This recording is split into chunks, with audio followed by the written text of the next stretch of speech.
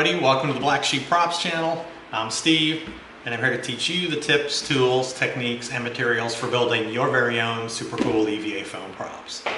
Now in our last episode, making an EVA foam arm cannon part 2, you saw us finish the entire back 2/3 of our blaster.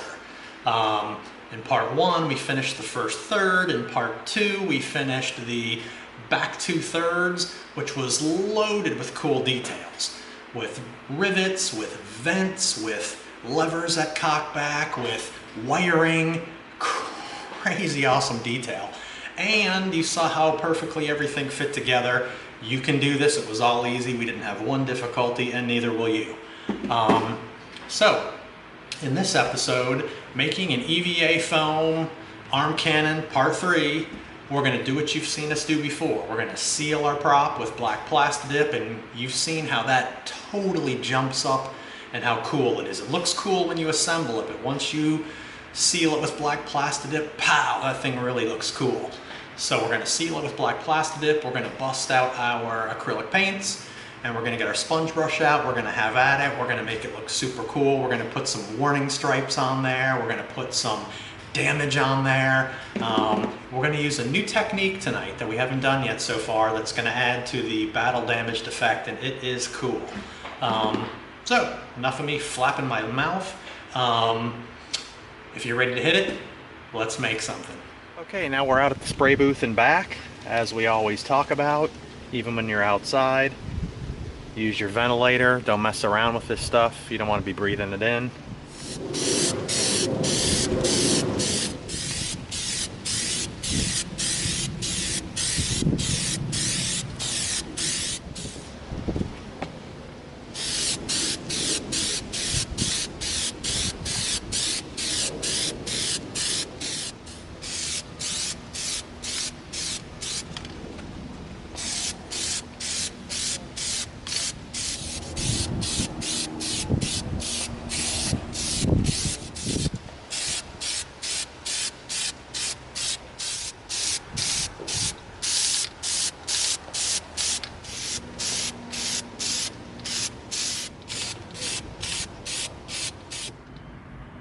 Man, we've said this before, but it looks totally radical when you get it assembled, and then it steps way up when you seal it with black Plastidip and the whole thing's coated in black.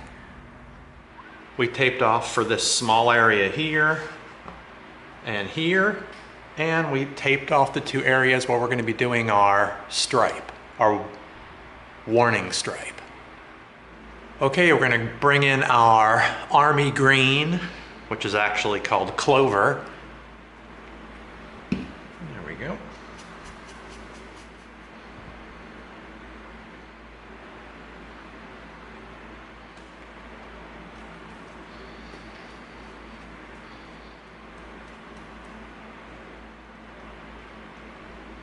And we don't want to perfectly fill it in. We want to leave some gaps up along the edge so it looks like the stencil part kind of wore off.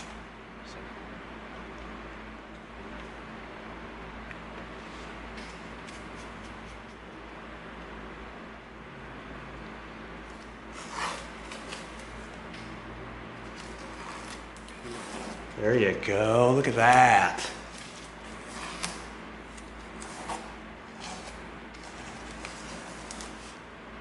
That's it. Very simple.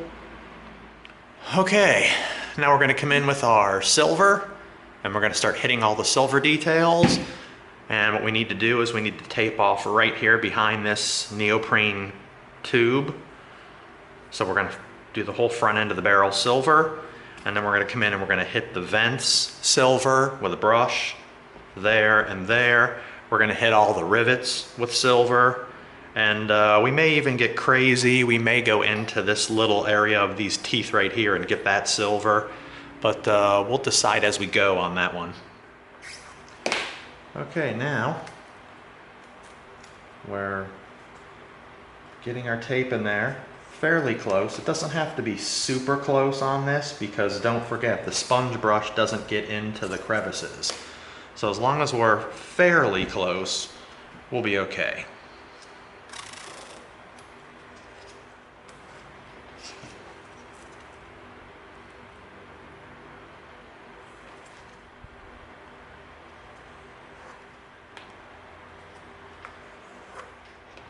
ready for paint. Okay, we've got our silver ready.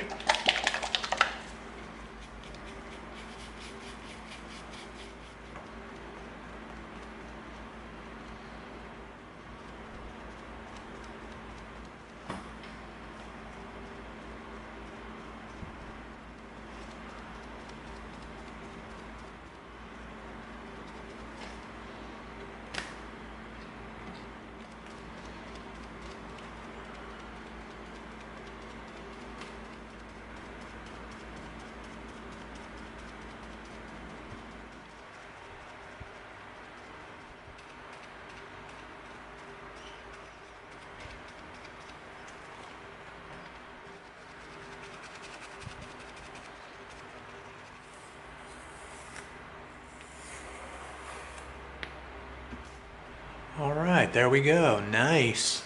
Got a couple little silver spots here where we accidentally hit, but we'll cover that with a little bit of black and no one will even see it.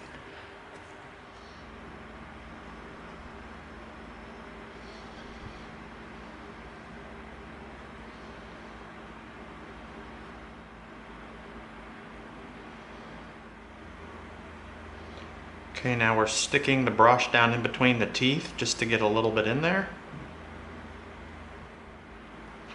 Okay, there we go. Notice we got a couple little pieces of silver here, but we'll retouch that with black.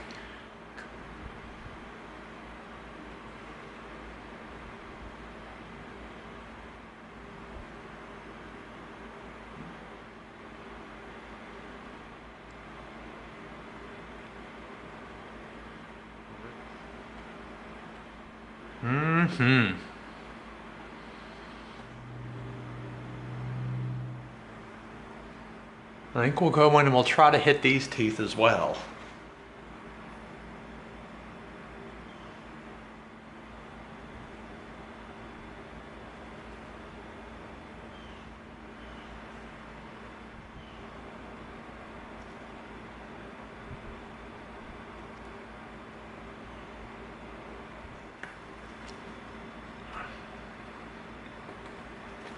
Now we'll do this side. All of our silver details are done, very nice. Now we're going to go back through with the black and touch up the itty bitty tiny little spots where we tapped with a little silver.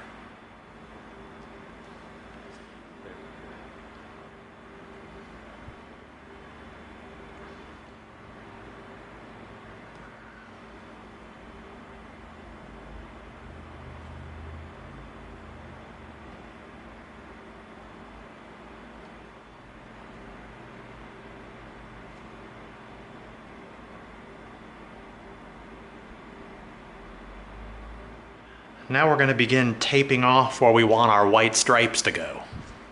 Okay, we have our stripes taped off. We got our white paint out.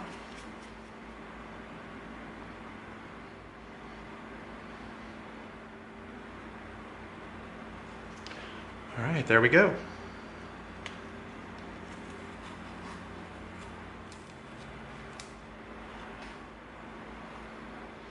Got a tiny little bit of white there on the edge, but we'll touch that up. Okay, there we go. We got the stripes on both sides. And I'll give that just a little bit of time to set up, and then we're going to come in with the green, and we're going to dab a little on there so it looks like some of the white wore off. Okay, now we're going to get our green back out real quick. Like that, just to get a little bit of green to look like it's coming through. See that?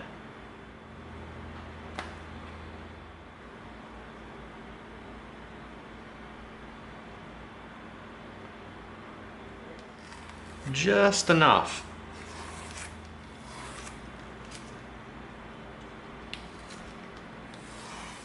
All right, perfect. Now the paint looks a little bit worn off on both sides. Okay, now we're going to get our black out and we're going to do some of the distressed feel.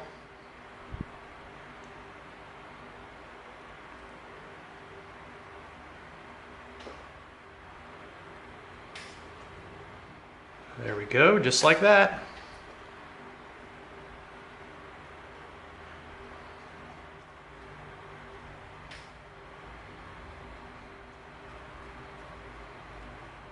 All right, now it looks like some of the paint has rubbed off. Okay, now we've got our brown out. We're gonna get our brush kind of dry and we're gonna start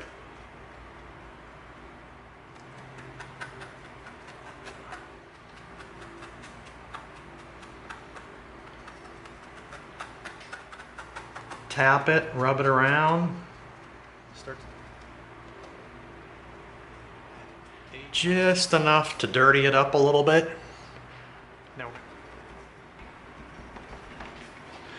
All right, there we go. See that? Just enough in there around the inside edge.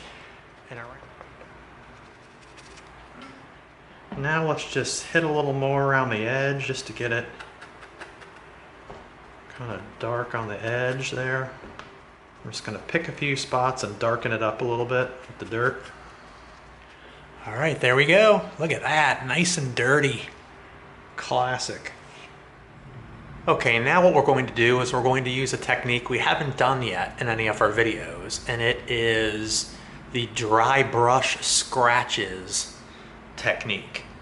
So what we've done is we took a chip brush, we cut the bristles off really short so they're really stiff and kind of raggedy. And what that's going to do is give us a nice dry brush scratch effect. So what we're going to do is we're going to bring in a piece of paper towel. We're going to pour some silver paint out like that, and this is what we're going to do. We're going to tap it in there. We're going to get most of it off, and then watch this. Then we come in and we hit on an edge.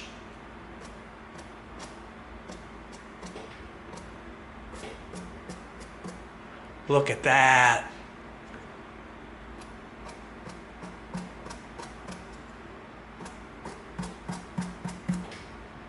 Looks like it's scratched off. That is so cool.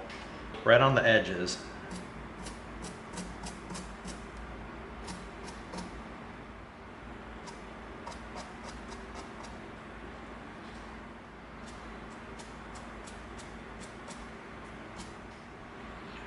Fantastic.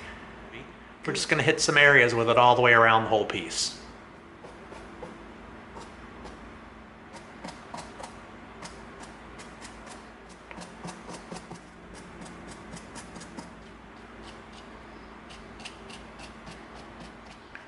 Look at that, man. That is some scratched up metal right there. All right, there we go. Radical. Look at that. We've got our steel parts. We've got our dirty steel end. All of our vents are steel.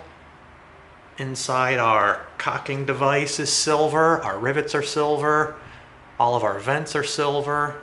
We've got our green paint that we dabbed with black to look distressed, like some of the paint is worn off, even through our white stripes. And we finished up with our super cool dry brush scratch technique, so it looks chewed up and battle damaged, like someone's been banging around with it in battle for quite a while. Very cool. That is totally radical. Okay, there it is. How about that? Man, I love this thing. This is probably my favorite build so far. I know I say I love them all, but I gotta think I love this one the most. Like we said at the intro to part one, you can't swing a dead cat around this thing without hitting crazy awesome details all over the whole thing. With the vents and the rivets and the wiring and the teeth on the cocking device and the vent holes, so many cool details. The little switches on the side of the barrel to be able, so it looks like you can unswitch them and pull it off. Super cool. Every detail was perfectly pulled off. This wasn't hard. You can do this. But tonight was about the painting, the sealing and the painting.